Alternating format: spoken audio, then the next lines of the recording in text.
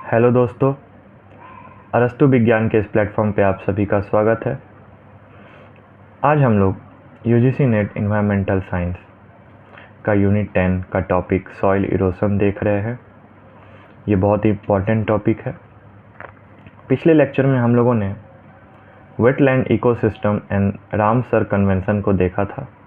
आज new topic आप लोग के बीच में लेके आया हूँ, सॉइल इरोशन। ये होता क्या है? सॉइल जो है इस top layer of the earth surface. Earth surface का जो सबसे ऊपर वाला लेयर है उसको सॉइल बोलते हैं, जो कि किस चीज़ से बना है? Dirt and rock. ये चट्टान से बना है। रॉक मतलब चट्टान और dirt particle. Okay. Soil erosion वैसे होता क्या है कि soil erosion is the detachment and movement of soil particle. मान लीजिए कोई रॉक है, वहाँ से डिटैचमेंट होता है। डिटैचमेंट मतलब छूट जाना, टूट के निकल जाना, और वही छोटे छोटे टुकड़े मूव करते हैं किस रूप में? सॉइल मटेरियल के रूप में। Depending on the local landscape and weather condition. अब मान लीजिए कभी लैंडस्केप हुआ कभी किसी जगह पे, और वेदर का क्या कंडीशन है उसके आधार पे इरोशन में भी वेरी स्लोली, कभी स्लोली भी रहता है और कभी वेरी रैपिड। वो वेदर कंडीशन के आधार पे बढ़ते घटते रहता है। ये प्रोसेस जो नेचुरल भी होता है और कभी कभी ह्यूमन एक्टिविटी के कारण भी होता है, सॉइल इरोशन। अब मैकेनिज्म क्या है सॉइल इरोशन का? सबसे पहले डिटैचमेंट, कहीं से छूटना, फिर उसका चलना और एक जगह जाके डिपॉजिट हो जाना। डिटैचमेंट, मूवमेंट और डिपोजिशन। टॉप सॉइल क्या है? Which is high in organic matter, एक ऑर्गेनिक मैटर है, फर्टिलिटी है, and soil life is relocated elsewhere on site where it builds up over time or is carried off site where it fills in drainage channel। ये क्या होता है? ये एक प्रकार का ऑर्गेनिक मैटर है। इसका जो लाइफ है वो ऑन साइट ऑफ साइट पे आधार होता है। जैसे कि ये चलते चलते कहीं पे जाके जमा हो जाता है और कभी कभी ये ड्रेनेज चैनल में भी जाके चला जाता है। ठीक है, तो on site of site form होता है सॉइल का। आते हैं सॉइल इरोशन के क्लासिफिकेशन पे। देखा जाए ओरिजिन के आधार पे सॉइल इरोशन को दो भागों में बांटा गया है, जियोलॉजिकल और एसेलरेटेड। जियोलॉजिकल को हम लोग नेचुरल इरोशन भी कहते हैं। Geological erosion is a slow process that continuous, relatively unnoticed and has been occur for million of years.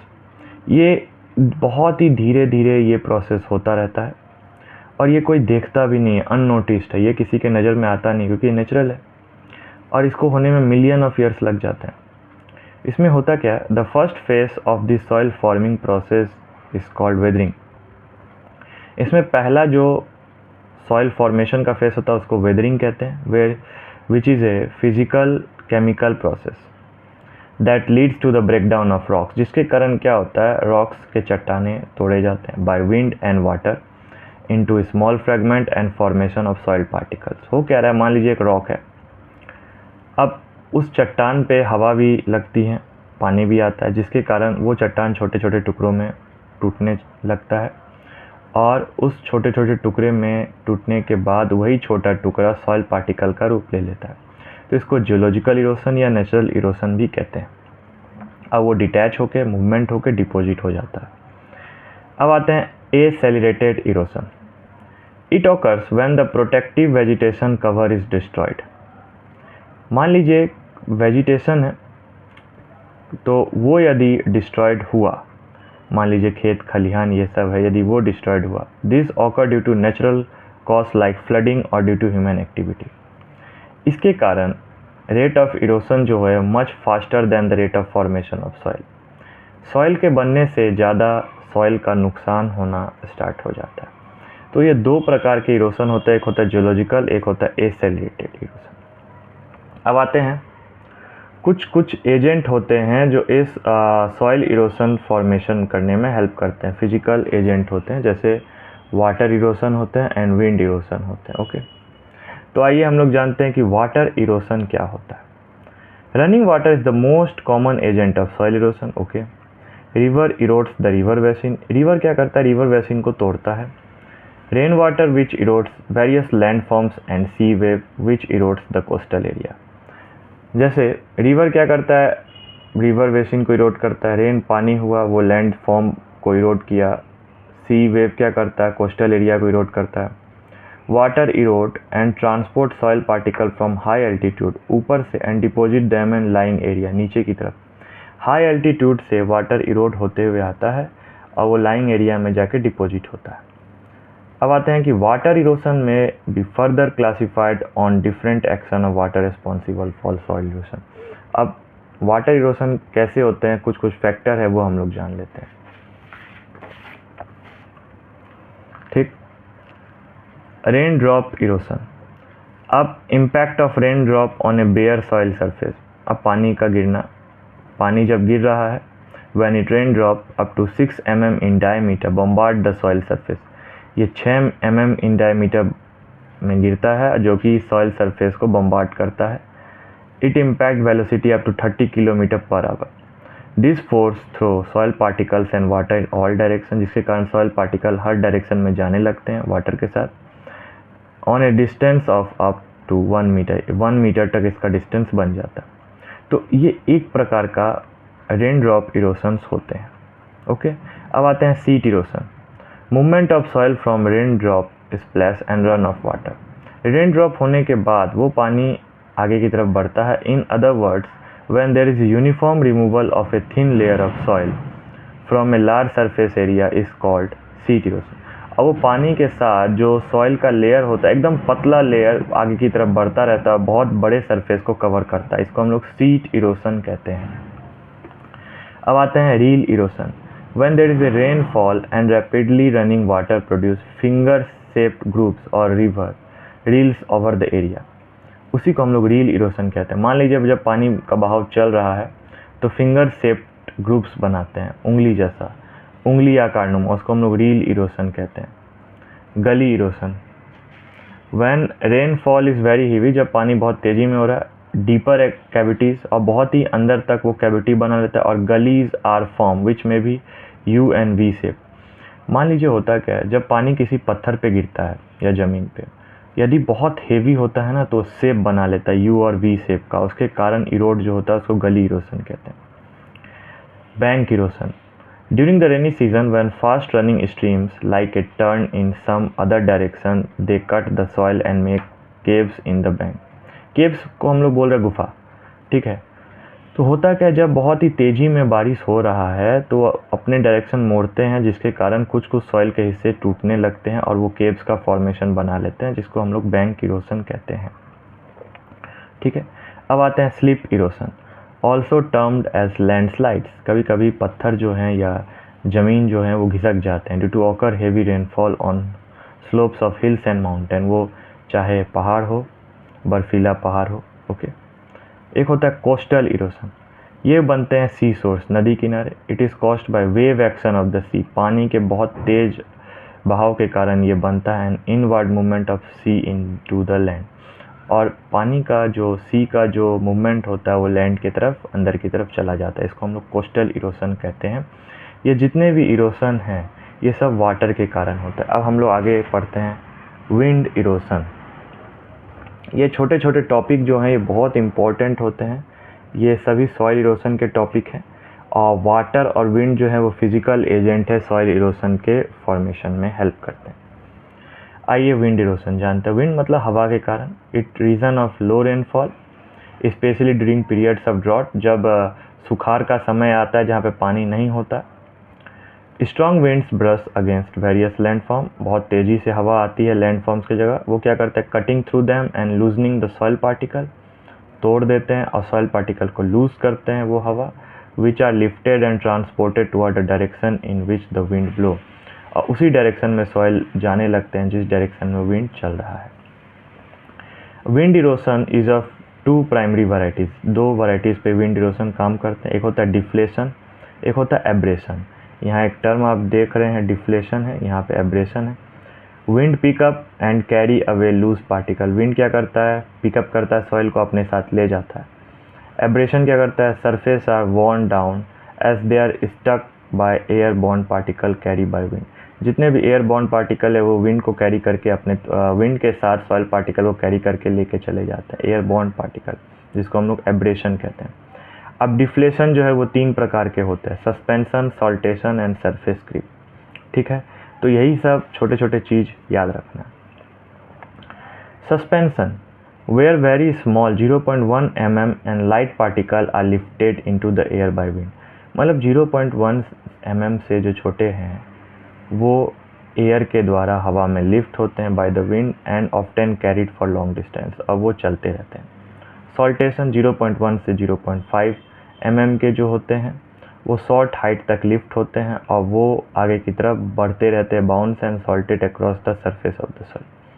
Surface creep, जो लार्ज पार्टिकल्स होते हैं वो ग्राउंड में चलते रहते हैं, वो उनका साइज कितना रहता है, 0.5 से 1 mm का उनका साइज होता है।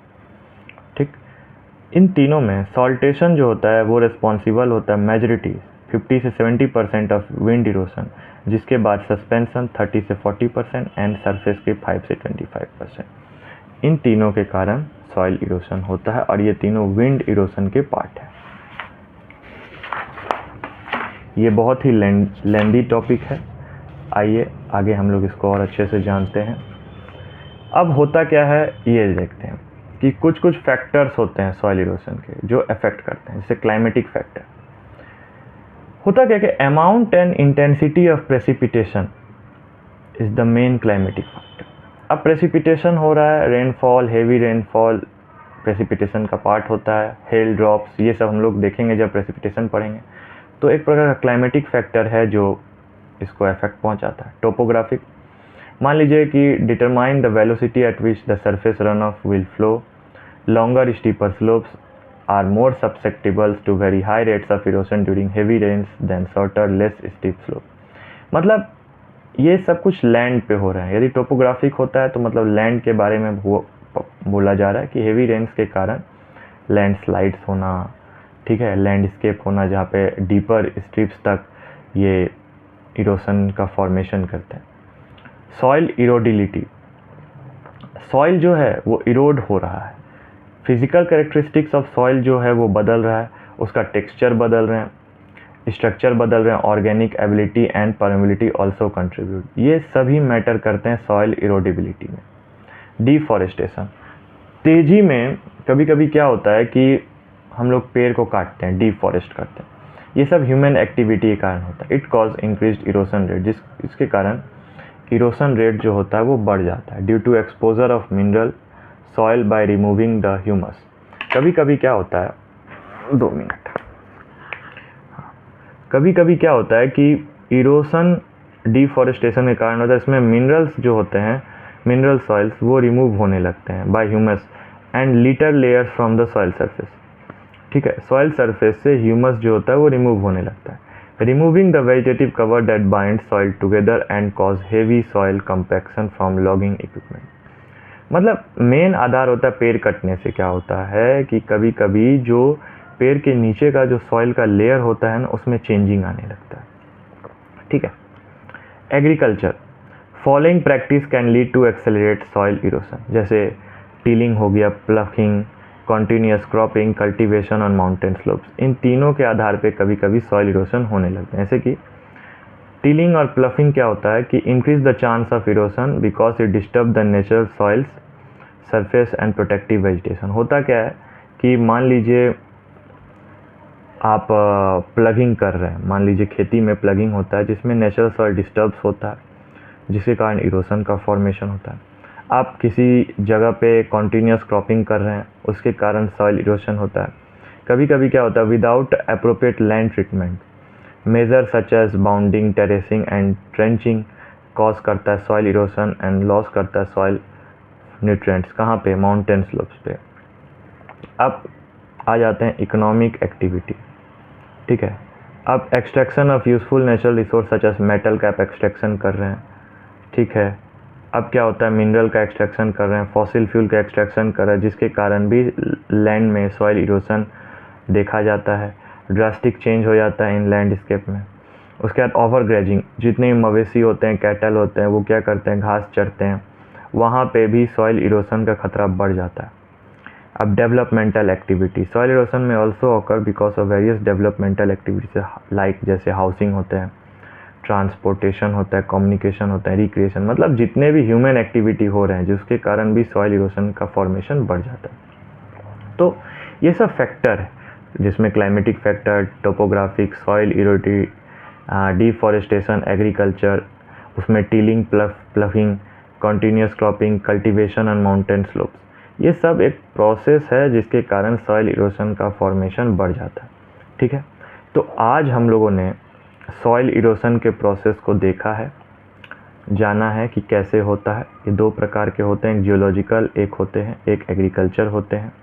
साथ में एग्रीकल्चर जिसको हम लोग एसेलरेटेड इरोशन भी कहते हैं, साथ में ये वाटर के कारण भी इसमें प्रॉब्लम होते हैं, वाटर इरोशन, और साथ ही विंड इरोशन के कारण भी इसमें प्रॉब्लम देखा जाता है। ठीक है, तो आज हम लोग ने सॉइल इरोशन को टॉपिक को देखा है। ऐसे ही अच्छे और इम्पोर्टेंट लेक्चर को देखने के लिए आप हमारे साथ अरस्तु विज्ञान के इस प्लेटफॉर्म पे बने रहें और मुझे कमेंट में बताएं कि आपको ये लेक्चर कैसा लगा। Thank you.